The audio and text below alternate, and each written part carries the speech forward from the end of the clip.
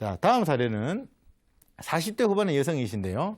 자, 이분은 이제 편두통으로 오신 분이신데, 예, 평소에도 편두통이 가끔 있으셔서 약국에서 두통약을 좀 드시고 이렇게 하시는 분이십니다.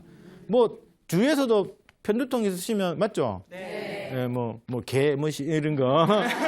이런 거 드시면서 이제, 약 먹어 넘어가잖아요. 네. 뭐, 이런 것도 있고, 예, 맞죠? 예.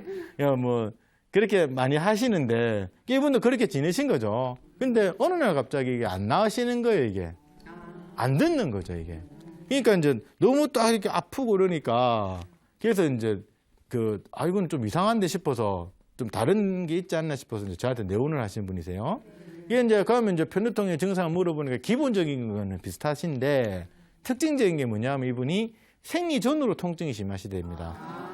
생리 전으로 편두통이 드시다는 건데, 예. 그게 이제 요 근래에 이제 또 업무량이 많아지면서 갑자기 또 편두통이 좀 심해지셨다고 그렇게 이야기를 합니다.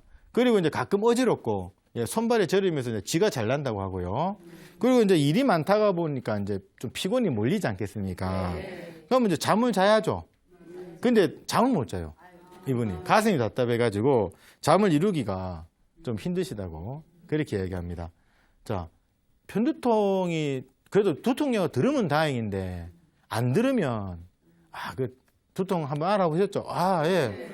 미쳐버립니다. 막 일도 못하고, 예. 정말 말도 안 되게 돼버리는데. 근데 이분과 아까 말씀드린 편두통 특이한 점을 제가 아까 말씀드린 게 있습니다. 생리 전으로 통증이 심하다. 자, 보통 생리 전으로 통증이 심하다고 했을 적에는 편두통의 일종으로 보기도 합니다만은 반대로 얘기하면 이게 월견정 증후군의 일종으로도 봅니다. 이게 증상으로. 그 안에 편두통이 들어가 있는 경우도 있긴 있었거든요. 그래서 이제 월견정 증후군으로 본다고 했을 경우에는 이제 생리 상태를 이제 물어봐야 되겠죠. 이분한테 생리 상태를 물어보니까 주기는 일정한데, 예, 생리통이 이제 월경 끝날 때쯤에도 나타난다. 보통 월경 시작할 때 많이 나타나는데 끝날 때쯤에 이분은 또 생리통이 나타난다고. 그 양이 일정치가 않다. 이렇게 이야기를 했는데요.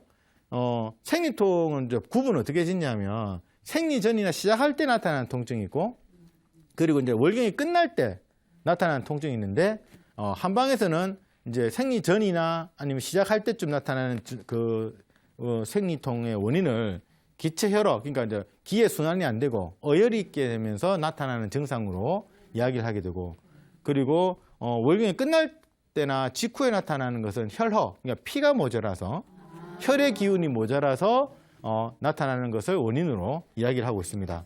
자, 그러면 이분 같은 경우에는 생리 끝날 때쯤에 나타나는 두통이니까 원인은 혈허에 의한 두통이 되는 거죠. 예. 그러면 이제 한방적으로 이제 혈허 두통이 뭔가를 이제 알아봐야 될 거 아니겠습니까? 예.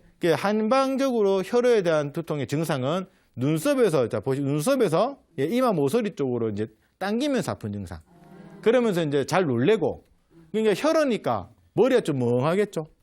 그래서 이제 머리가 은근히 아프면서 어지러운 느낌이고, 그리고 이제 피가 잘 안 도니까 눈이 좀 침침하면서 이게 혈허의 증상입니다.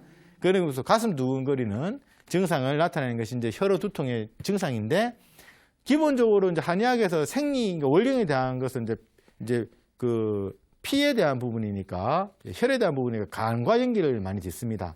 예, 그리고 아까 말씀드린 혈허라 그랬죠. 그러면 이 혈허도 여러 가지 종류가 있는데, 간과 관계된 부분이니까 이제 저는 이제 간혈허로 봤던 거고요. 예, 그리고 이제 두통 같은 경우에 이제 머리가 지끈거리는 거니까 어떻게 생각했냐면 간에 관계된 거니까 머리까지 이제 간의 양의 기운이 이제 치솟아서 찌르는 거죠. 예, 그래서 이제 간양에 대한 부분도 이제 같이 생각할 수 있는, 이게 간혈허와 간양이 이렇게 솟구치는 그런 증상이 합쳐져서 이런 두통이 나타났다. 제가 그렇게 판단하였습니다. 자, 복진을 해보니까 이 심화부 쪽이랑 양 옆구리 쪽이 약간 그득하고 이제 아픈 느낌을 받아서 신경이 좀 예민한 느낌이 있으셨고요. 맥을 보니까 이제 좀 맥이 가늘게 뛰면서 빨리 뛰는 걸로 봐서, 예, 힘이 없고, 그리고 몸속에 이제 열이 빨리 뛴다는 것은 몸속에 열이 있다는 거거든요. 설진을 보니까 혀가 빨개요. 빨갛다라는 거는 몸에 열이 있다는 얘기를 하는 거죠. 그러면 결국에는 몸속에 뭔가 열이 있는데, 예, 이분은 이제 아까 말씀했지만서도 이제 혈허에 대한 부분이 있으니까 간혈허와 함께 간양이 항진된 아까 제가 말씀드린 부분하고 일치되는 것으로 판단을 하고 치료를 하였습니다. 이제 당연히 치료는 어떻게 됐으면 간을 보호하고 예, 간혈을 채워주는 치료를 해야 되겠죠. 그러면서 이제 그래야지 이제 이 위로 오르는 열을 이렇게 내리지 않겠습니까? 예, 자, 그 이런 통증이 제가 지금 간혈어 이렇게 혈어에 대한 얘기를 하게 되는데 단순히 가면 이걸 뭐 두통약 이런 거 먹어가지고 낫겠습니까? 이해하시겠습니까? 그래서 이분이 이전에는 두통약으로 좀 잡거나 이렇게 됐는데 이게 안 되는 거예요. 예, 왜? 허에서 아픈 거니까. 예. 그럼 당연히 뭔가 채워줘야 되겠죠. 그래서 두통약으로 순간순간 넘어갈 수 있는 통증이 있다 하더라도 이게 어느 순간 돼가지고 다른 증상으로 나타날 수 있다는 겁니다. 예. 그래서 이제 그렇게 이제 혈액에 대한 부분을 치료를 하니까 이제 두통이 조금씩 줄어들면서 이제 제일 중요한 거 허증이 생기면 어지럽다 그랬죠. 어지러운 게 없어지는 거고. 그러면서 이제 위로 오르는 열이 내려가니까 예, 가슴 답답한 것도 이제 사라지시게 되는 거죠. 예. 그 뒤에 이제 체력 올려주는 치료를 좀 병행을 하였습니다. 야, 왜 그랬냐면 체력 올려주는 치료를 같이 하게 되면요. 체력이라는 게 힘을 올려주게 되면 열이 같이 올라요.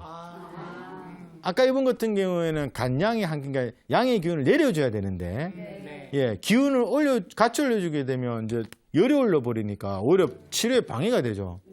그래서 제가 뭐냐면 혈어를 치료를 하면서 이 그 간양의 양의 기운을 내려주는 치료를 먼저 하고 그 다음에 이제 기운을 올려주는 치료를 그 뒤에 따로 차례대로 한 겁니다. 예, 그래서 이제 치료도 보면 같이 해야 되느냐 아니면 차례대로 이렇게 단계별로 해야 되느냐가 상당히 중요합니다. 이런 것 같이. 예, 그렇게 하다 보니까 또 다행히 편두통도 없어졌는데 이분이 생리통이 좋아졌다. 왜 그렇게 했습니까? 이게 같은 원인이니까 증상은 다른데 같은 원인이죠. 예, 그 전문용어로 얻어 걸린 거죠.